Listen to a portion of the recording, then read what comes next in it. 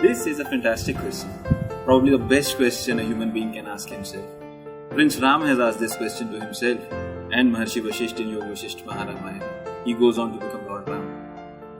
Prince Siddhartha has asked this question to himself, and he goes on to become Gautam Buddha.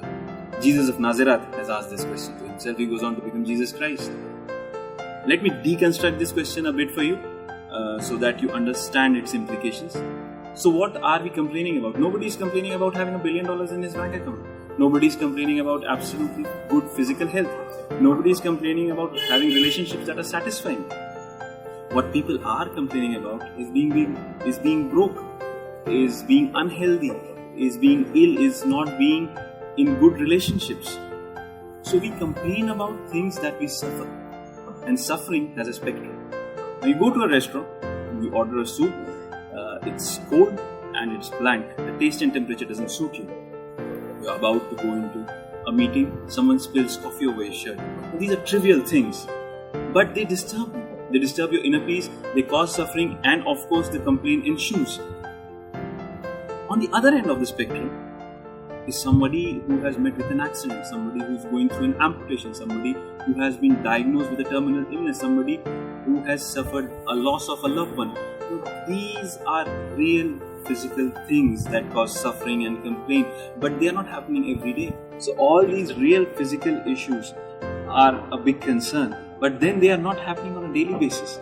It's the spilled coffee and the cold soup that you are talking about when you say, why are we always complaining? Because it's these small things that are happening on a daily basis, not those big ones. So let us deal with this first, and then we can go on to the other.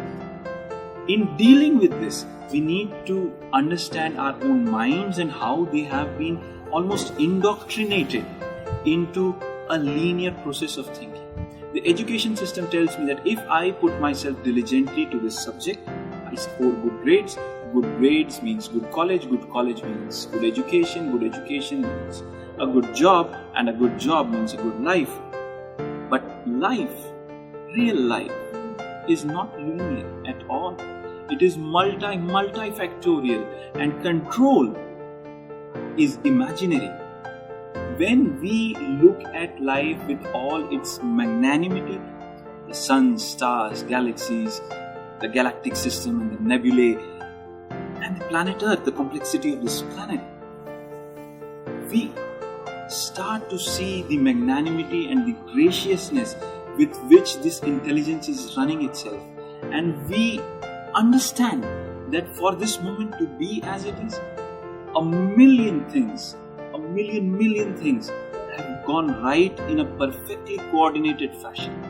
And this creates a sense of awe and a gratitude. And this gratitude is enough. This gratitude and awe is enough to rid ourselves of all the daily complaints and sufferings, because it creates an immense space within us where the soup can be cold and we can call the manager to replace it, but then there is no suffering. The coffee can be spilled on our shirts and we proceed to the meeting anyway and do good at that. This space that gets created, this gratitude that wells from within by realizing the magnanimity of and scale of things in life is enough to rid ourselves of the daily complaints. Thank you.